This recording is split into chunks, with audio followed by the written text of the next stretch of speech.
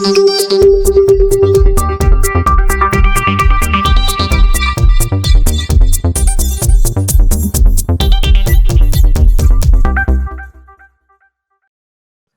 to A&R News. This is the Raw Report. I'm Ryan Jackson-Saw. Today we're examining a story which is unfolding in Gympie with the Kabi Nation. Right now, Kabi representatives and title landholders are being arrested and removed from their land who are protecting sacred sites and sacred artifacts from being destroyed for a road. I have the pleasure of talking with one of the representatives today from the Kabi Nation, Diane Wijong. Now, she is a record keeper for the Kabi people, and she's going to give us an insight into exactly what is happening there on the ground. Yeah, well, I got an email back from Susan Lay's office and the ACTIPA team. They actually asked Queensland Transport and Main Roads not to do any work in the area until Susan Lay considers a new Section 9 and 10 determination based on what we've discovered with our investigations of the site, because we've had independent ground penetrating radar surveys done, and paleontologists have been helping us do a report, and there was supposed to be an archaeologist, high profile archaeologist, to be involved, but he hasn't been able to do anything yet because we haven't finished the ground penetrating radar surveys, and he hasn't been able to make it on the site yet because of all the COVID restrictions. Right. But we've got all this new evidence to prove the things that the elders have been saying all along and that we've been telling Queensland Transport and Main Road, that it is a significant Aboriginal site, that there is a huge amount of cultural heritage there, lots of artefacts. We've actually found a few artefacts, some which we have removed because we thought they'd be damaged by people walking over them if we didn't. And some we left in situ to wait for archaeological testing when they were removed. And TMR have been informed of this by the paleontologist, and they won't let her go on site and rescue things before their machines destroy them. So Transport and Main Roads are well aware that we've discovered artefacts, and they just want to go in and destroy everything. It's quite clear that's their agenda. Yeah, I mean, how easy would it be for them to have built a road going around the site? Well, it's not as if they've only had 5 minutes. Kabi people have been telling them that this is a sacred site since the 1970s. The elders made it very clear when the plans were to put in the new rail line, and they also mentioned they were going to put a road parallel to the rail line, and the elders objected strenuously and they were ignored then. And the government agencies are still ignoring people now. We have photographs of numerous artefacts, grinding grooves that are very clearly significant. They're next to water wells or watering holes that we've discovered with the ground penetrating radar that we were told were there. You know, you don't have grinding surfaces for preparing food or ochre at a sacred site without there being water nearby, because you need that. You don't have thousands of people visiting and not have the facilities catered for them, you know. What is the significance of the stone circle itself? It's not ceremonies? a stone circle. There's not a stone circle. Djaki Kundu actually means place of many powerful stone circles. Right. And there is, I think when you said stone circle, have you seen photographs or mention of one of the Bora rings that was refurbished because the stones were removed from that years ago, and people, the elders decided that they wanted to put them back. So which is normal habit. Sometimes in the past, stones were removed from Bora rings, and then before ceremonies commenced again, stones were brought in from outside to refurbish. So that's a traditional practice, and it was done recently. So people make a big fuss about that particular stone circle, ignoring the rest of the site, you know. Right. And it is used for ceremonial practice and meetings. And we actually had a wonderful corroboree where there was dancing and gathering of other tribes. It was really wonderful, and that's something that has happened at that site for thousands of years, and we were intending for it to continue. And, you know, so many other tribes are connected to the Djaki Kundu because it's significant to them because of the water spirit dreaming songlines and the Seven Sisters dreaming that are attached to the site, and all the other songlines that cross it or end at that site. Right, so this road's going straight through a songline. Well, not just one road, 4-lane highway, an on-ramp, an off-ramp, and then a service road. They claim that they're leaving the area that people call the Gympie Pyramid. That's an absolute fallacy. There is no pyramid, and the area that they claim they will protect is a small area in the middle, which is significant to Kabi people, but it's only a small portion of the sacred site. So, you know, the place is riddled with artefacts, riddled with historic significance to Kabi people, and all the stories and songlines that connect with it. It's such an important place, but the government seems to be interested in only one thing, and that's destroying it all. Well, that's a damn shame. I've heard the Kabi Nation has been fighting with the government over this area since 1842. Well, in 1842, the Bunyan Proclamation was made, which said that the Crown citizens were prohibited from coming into the area north of Moreton Bay where the bunya trees grew. And here's the centre of that area. You know, bunya trees were all up and down the Mary River and all in this area. And the bunyi gatherings were held at Djaki Kundu because of its spiritual significance. There were bunyi gatherings all over the place, but the spiritual hub virtually was Djaki Kundu.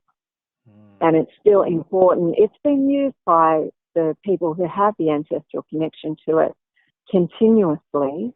TMR claims it hasn't been. I have photographs of since the first time I went there in 2013 and our continuous visits over that time until the 25th of January when we decided to reoccupy the site because Transport and Main Roads had completely removed all the dwellings on the main part of the site. So there was no impediment to us being there because we wouldn't have impinged on the rights of any people there because there was no people living in that area. Right. So I've seen footage of people basically being like dragged off the site. Some of the people, the Kabi people, they had legal documents in their hands which were thrown to the ground. Look, the government and the police always ignore the fact that we understand what laws they're breaking.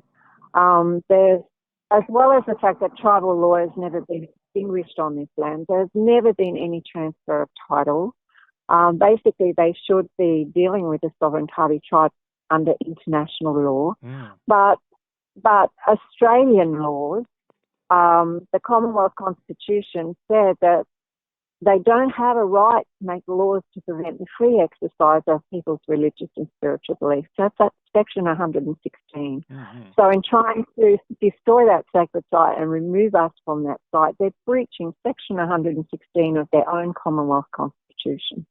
And then there's the rights of indigenous peoples. And Queensland has a very strong human rights legislation that was enacted in 2020, and they're ignoring that. It says in their jurisdiction that the Act binds all people and that police, judges and all government administrators and politicians included have to respect people's human rights in all their decision making. And there's a section 28, which actually deals specifically with First Nation people's rights.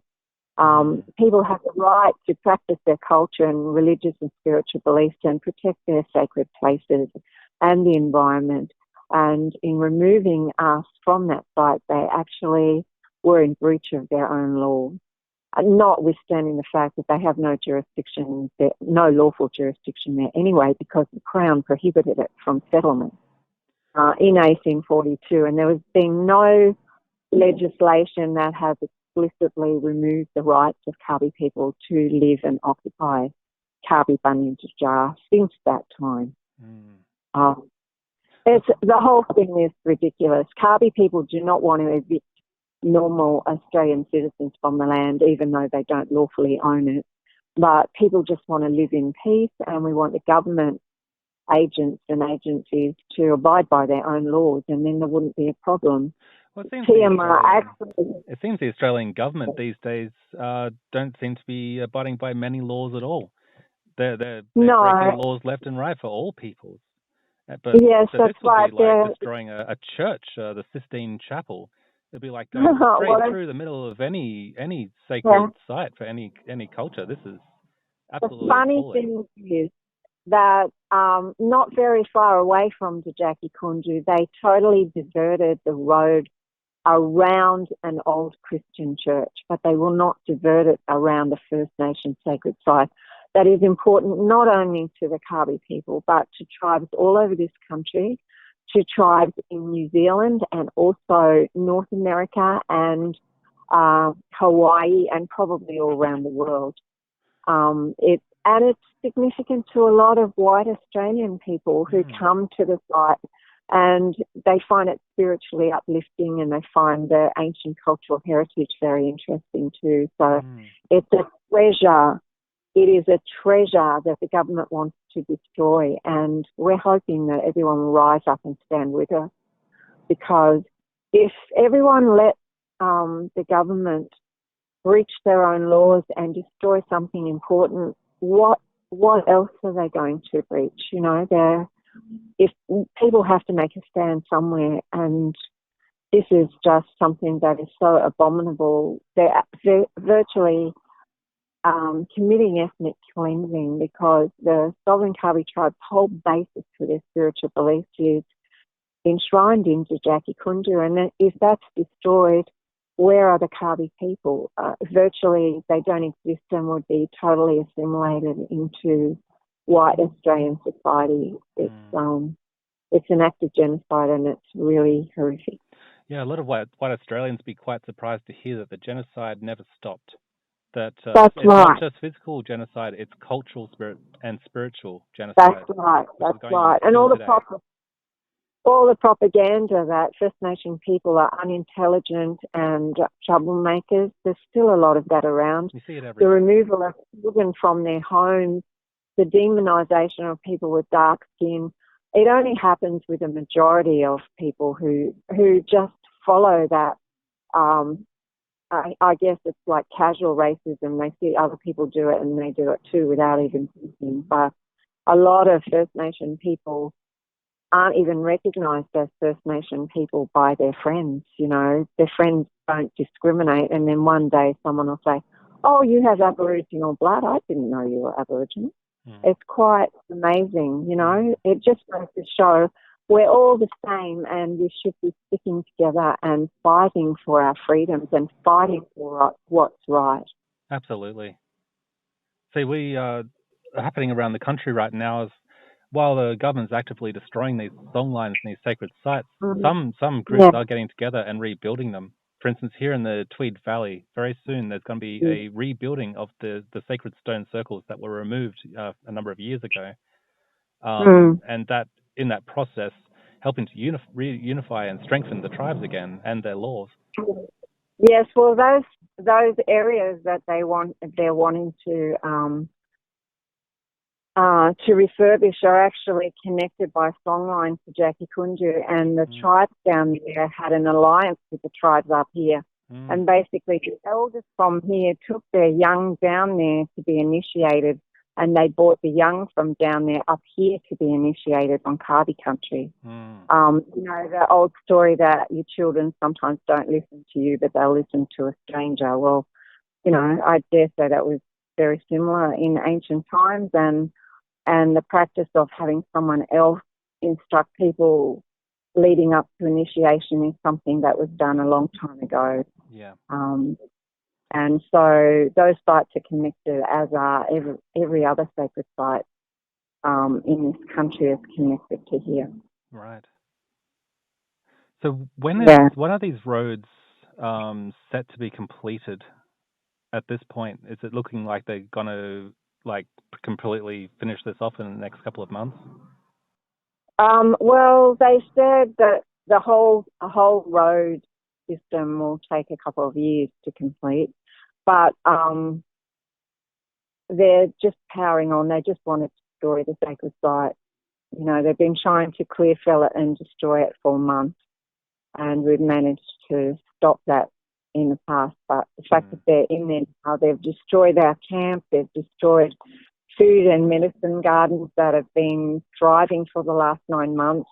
All the hard work that our elders have put in and all the supporters who've come to help us, they got rid of the camps, they extinguished the sacred fire, they want to destroy the bunya forests that are there. It's the most outrageous thing.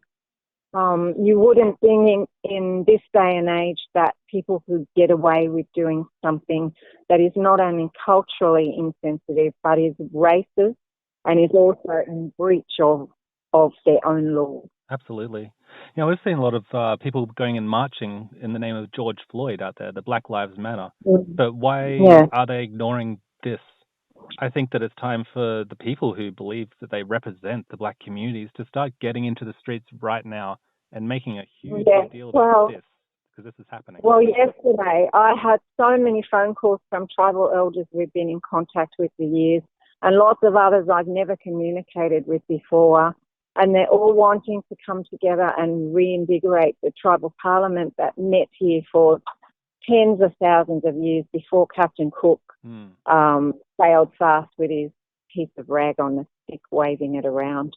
Honestly, it's just this sort of thing is going to cause unrest in this country, and we just want to live and let live, and we want First Nation people to be working together with non-First Nation people. Kabi people work in the spirit of the Wiradjuri, as do all our allies amongst the other tribes. And we just want white fellas and black fellas and yellow fellas and red fellas and everybody to work together in the best interest of everybody. And tribal people want to protect the rights of all the Australian citizens and visitors that live on tribal land, because they're not being recognised by the overlords who claim that they're government and that they have a right to extinguish everybody's human rights. Thank you very much. You're welcome, and best of luck with this. I sincerely hope that you guys are able to challenge these guys with especially public support and really push them back and stop this from happening, because it's too great of a loss. Yeah. Thank you very much. Thank you for your interest and support. Thanks, Diane.